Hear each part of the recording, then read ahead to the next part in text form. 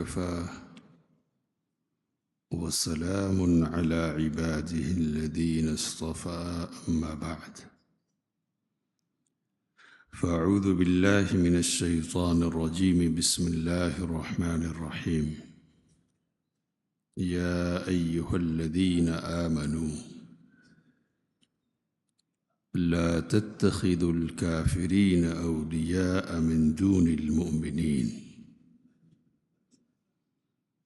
أتريدون أن تجعلوا لله عليكم سلطانا مبينا إن المنافقين في الدرك الأسفل من النار ولن تجد لهم نصيرا إلا الذين تابوا وأصلحوا واعتصموا بالله وأخلصوا دينهم لله فأولئك مع المؤمنين وسوف يؤتي الله المؤمنين أجرا عظيما ما يفعل الله بعذابكم إن شكرتم وآمنتم وكان الله شاكرا عليما اے ایمان والوں کو چھوڑ کر کافروں کو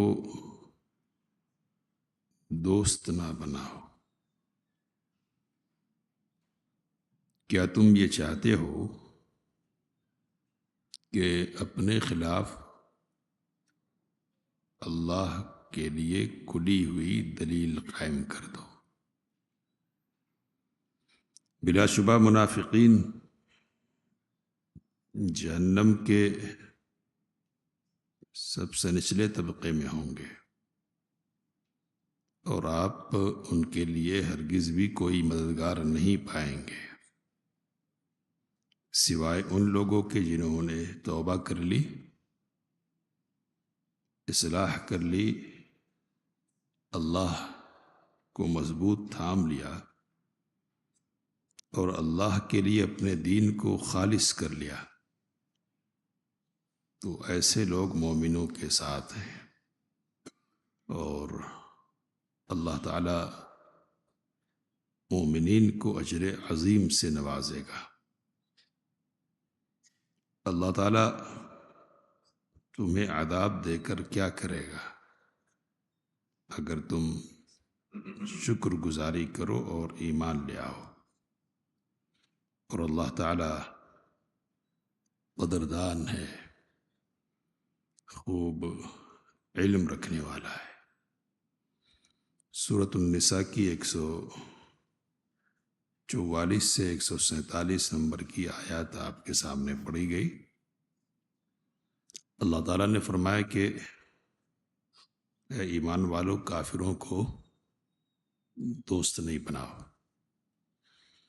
اس سے پہلے منافقین کا ذکر ہوا اور منافقین کی یہ صفت بتائی گئی کہ وہ کافروں سے دوستی کرتے ہیں، ان کے ساتھ اٹھتے بیٹھتے اور جو اسرار ہیں مسلمانوں کے، راز کی باتیں ان کی ہے، وہ ان سے شیئر کرتے ہیں۔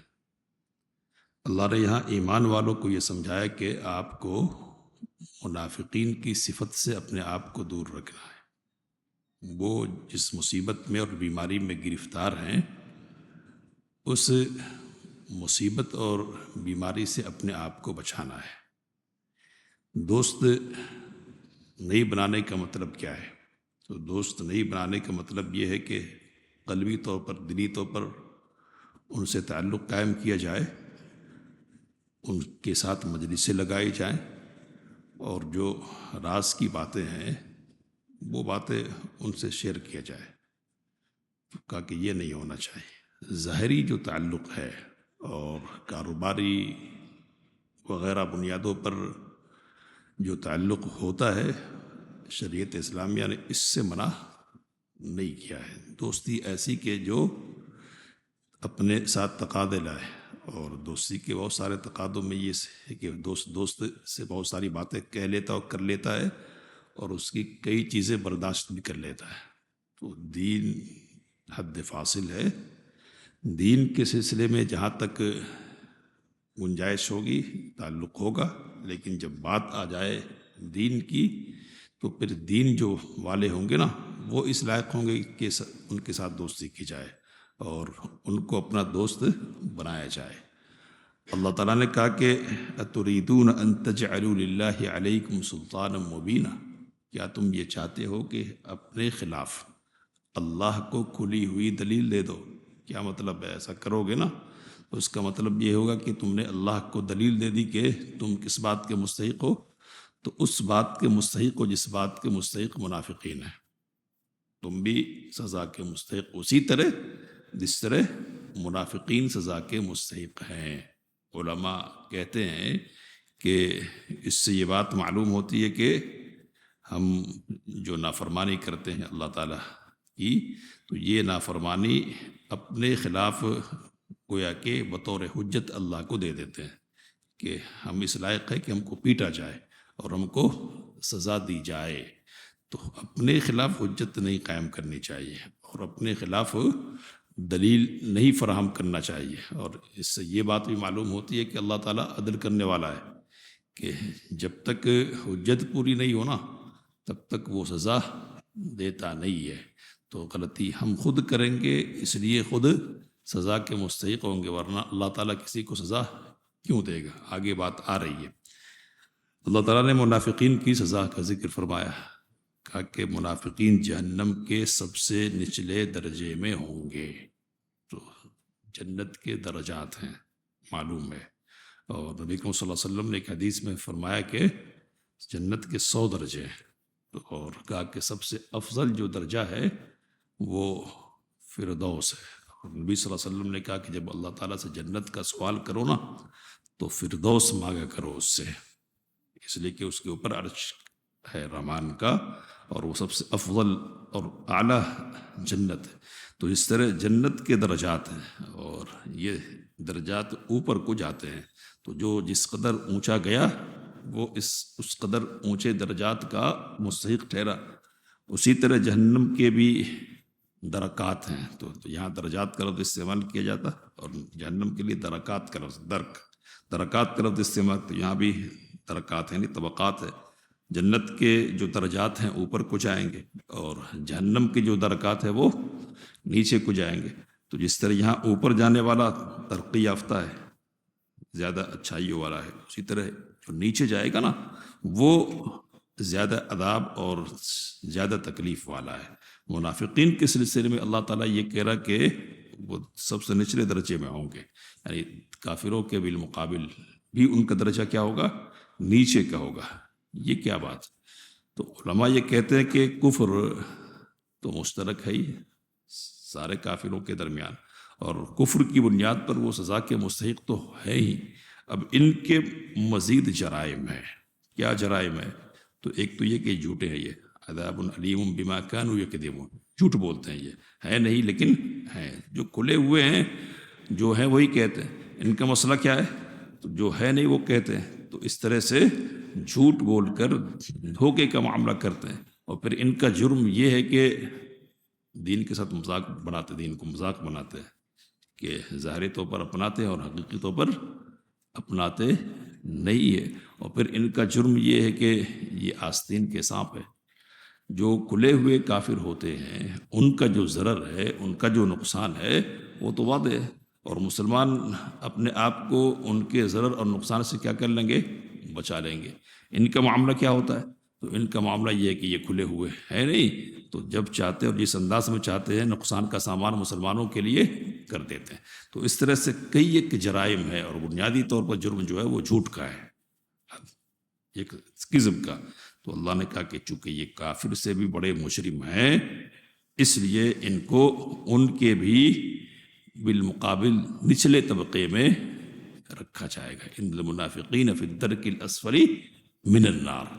اور پھر عام اسلوب اور اللہ کی رحمت کا ایک عام انداز کیا ہے کہ یہ تو ہے سزا، لیکن اس سے بچنے کا راستہ موجود ہے اور اس سے بچا جا سکتا ہے. کب تک؟ جب تک کہ آدمی کی سانسیں قائم ہیں.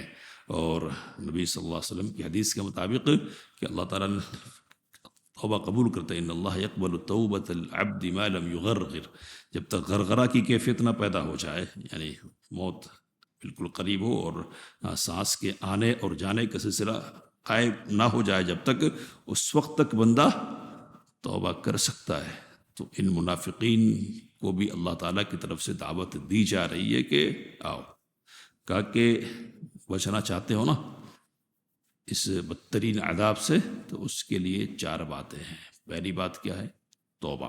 اور توبہ کا مطلب یہ ہے کہ چھوڑ دو، جس راستے پر جا رہے ہو نا اس راستے کو ترک کر دو. اور پھر کہا کہ وہ اصلحوا، اور اصلاح بھی کر دو. تو توبہ اگر اللہ اور بندے کے درمیان کا معاملہ ہے نا، تو ہونا یہ ہے کہ ظاہری باطنی بنیاد پر ہے کہ برائی کو چھوڑ دے آدمی، اور آئندہ کے لیے یہ عزم اور ارادہ کرے کہ آئندہ اس برائی کو کرے گا نہیں، اور اب تک جو کرتا رہا نا اس پر ندامت کا اظہار کرے، پچھتاوا ہو آدمی. تو یہ توبہ کی 3 شرطیں. کچھ امور ایسے ہوتے ہیں کہ اعمال انسان کے کہ جن کا اثر دوسروں کو پر بھی پڑتا ہے اور دوسرے بھی اس سے متاثر ہوتے ہیں. ہم نے کوئی غلط کام کر لیا اور لوگوں نے دیکھا اس غلطی کو اپنا لیا ہے، لوگوں نے سمجھا کہ فلاں کر رہا تھا تو اچھا ہی ہوگا. تو اس طرح کے جو امور ہوتے ہیں نا، ان میں صرف اپنی بنیاد پر چھوڑ دینے کی بات کافی نہیں ہوتی کہ آپ نادم ہیں اور برائی کو چھوڑ رہے ہیں اور یہ عزم ہے آپ کے پاس کہ آئندہ نہیں کریں گے. یہ کافی نہیں ہے، اعلان کرنا پڑے گا، اصلاح کرنا پڑے گا کہ یہ غلط تھا، میں اب صحیح کر رہا ہوں، اور اب جو کر رہا ہوں نا یہ صحیح ہے. تو اصلاح بھی کیا ہے؟ ضروری ہے.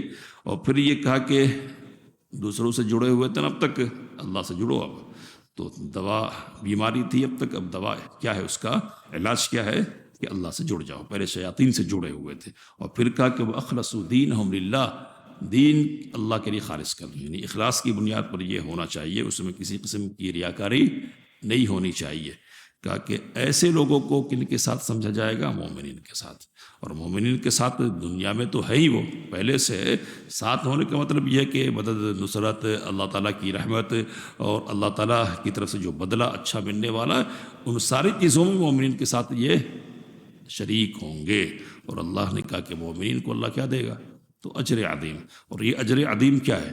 تو اجر عظیم کہہ دیا مطلب جو نعمت آخرت کی ہے نا وہ ساری کی ساری ہیں، اور آدمی صرف یہ سوچے کہ بڑا ہے، کتنا بڑا ہے اس کو صحیح طور پر سوچا بھی نہیں جا سکتا ہے. نبی اکرم صلی اللہ علیہ وسلم نے کہا کہ اللہ تعالیٰ کہتا ہے کہ اعددت لعبادی الصالحین ما لا عین رأت، میں نے اپنے نیک بندوں کے لیے وہ نعمتیں تیار کر رکھی جن کو کسی آنکھ نے دیکھا نہیں ہے اور کسی کان نے ان کے بارے میں سنا نہیں ہے اور کسی دل میں ان کا خیال بھی پیدا نہیں ہوا ہے. تو وہ نعمتیں، وہ اجر عظیم ہے. اب اللہ نے ایک بہت ہلا دینے والی بات کہی ہے. کیا ہے؟ کہا کہ ما یفعل اللہ بعذابکم ان شکرتم وآمنتم. یہ بتلاؤ کہ اللہ تم کو عذاب دے کر کیا کرے گا، کیا ملے گا اللہ کو اگر تم شکر گزاری کرو اور اللہ پر ایمان لے آؤ. اللہ کو کوئی ایسا شوق نہیں ہے کہ تم کو تکلیف میں ڈالے. بہت سارے قوت کے مالک لوگ ہوتے ہیں کہ جو اپنی قوت کا غلط استعمال کرتے اور قوت کا غلط استعمال کر کے ان کو لذت حاصل ہوتی ہے، دوسروں کی تکلیف سے ان کو سکون ملتا ہے. کیا اللہ ایسا ہے؟ کہ اللہ ایسا نہیں ہے. وہ تکلیف دے کر کچھ حاصل نہیں کرے گا، لیکن چاہیے کیا؟ تو کہا کہ شکر کرو، شکر اور ایمان لے آؤ. شکر کیا ہے؟ تو شکر یہ ہے کہ دل میں نعمت کا احساس ہو، اور جس نے نعمت کی ہے نا، انعام کیا ہے، اس کے سلسلے میں ممنونیت کا جذبہ ہو کہ فلاں ہے جس نے میرے ساتھ اچھا کیا ہے. کون ہے یہاں؟ اللہ ہے. تو دل میں احساس نعمت کا نام پہلے نمبر پر کیا ہے؟ شکر ہے. پھر یہی احساس اظہار میں تبدیل ہو جاتا ہے زبان کے ذریعے سے. تو زبان سے اظہار نعمت کا نام کیا ہے؟ شکر ہے. اور پھر اسی کے مطابق آدمی ڈھل جائے احسان کرنے والے کے مطالبے کے مطابق، تو عملی طور پر جو معاملات ہوتے ہیں، جو اظہار ہوتا ہے نا، وہ بھی شکر ہے. دل میں احساس ہونا زبان سے اقرار ہونا اور عملی طور پر اس کا اظہار ہونا، ان باتوں کے مجموعے کا نام کیا ہے؟ شکر گزاری ہے۔ نعمت جتنی بڑی ہو شکر گزاری کا تقاضا اتنا بڑا ہوتا ہے، اور یہ بات ذہن میں رکھنی چاہیے اس حوالے سے کہ سب سے بڑی نعمت کائنات میں کون سی ہے؟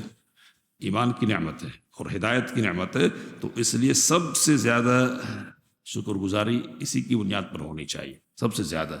نبی اکرم صلی اللہ علیہ وسلم کا جو طرز عمل ہے اس سلسلے میں جو اسوہ، بلکہ ہمارے لیے کیا ہے وہ تو سیدہ عائشہ رضی اللہ تعالی عنہ کی مشہور روایت ہے کہ قیام کرتے لمبا ہوتا، اس قدر لمبا ہوتا کہ آپ صلی اللہ علیہ وسلم کی قدم ہائے مبارک سوج جایا کرتے، متورم ہو جایا کرتے۔ کہتی ہیں سیدہ کہ آپ کو اتنی تکلیفیں اٹھانے کی ضرورت کیا ہے؟ اللہ نے تو آپ کے اگلے اور پچھلے سارے گناہ معاف کر دیے ہیں، جب آپ کو پہلے سے سب کچھ ملا ہوا ہے تو اتنی تکلیف کیوں؟ تو جو بات کہی ہے نا نبی اکرم صلی اللہ علیہ وسلم نے، اس کو گرہ باندھ کر رکھ لینا چاہیے، دل کے کسی کونے میں، بلکہ نمایاں جگہ میں رکھنا چاہیے۔ کیا ہے وہ؟ کہا کہ افلا اکون عبدا شکورا، کیا میں اللہ کا شکر گزار بنتا نہ بنوں؟ اللہ نے احسانات کیے ہیں، بڑا دیا ہے، اور یہ بڑا انعام ہے کہ اس نے میرے سارے اگلے اور پچھلے گناہ معاف کر دیے ہیں۔ اب مجھ سے مطالبہ اور مواخذہ ہونے والا نہیں، یہ معلوم ہے۔ تو یہ جو انعامات اور احسانات ہے رب کی طرف سے، تقاضا ان کا کیا ہے کہ اپنی منمانی کروں؟ کہ جس نے انعامات اور احسانات کیے ہیں اس کے سامنے بچھ جاؤں اور اس کو خوش کرو اور یہ ثابت کرو کہ آپ نے دیا ہے تو ہم آپ کے ہیں، اور آپ کے لیے جو قربانیاں ہم پیش کر سکتے ہیں نا وہ کریں گے۔ تو یہ نمونہ نبی اکرم صلی اللہ علیہ وسلم نے ہمارے لیے کیا۔ تو جتنا بڑا احسان ہوگا اتنی بڑی شکر گزاری کا تقاضا ہے، اور یہ بات ذہن میں بٹھائیں ہم کہ ایمان اور ہدایت کی جو نعمت ہے نا وہ ساری نعمتوں سے بڑھ کر ہے، آخرت میں کامیابی کا ذریعہ ہے یہ، اور آخرت کی کامیابی سب سے بڑی نعمت ہے۔ جو لوگ جنت میں جائیں گے نا وہ کہیں گے کہ اللہ نے احسان نہیں کیا ہوتا نا تو آج ہم یہاں نہیں ہوتے تھے۔ تو نعمت اگر ہے، توحید کی نعمت ہے، سنت کی نعمت ہے وغیرہ، یہ ساری چیزیں حاصل ہے نا، تو عمل میں اور اضافہ ہونا چاہیے، کمی کا ذریعہ اس کو نہیں بننا، آگے بڑھنے کا ذریعہ بننا ہے۔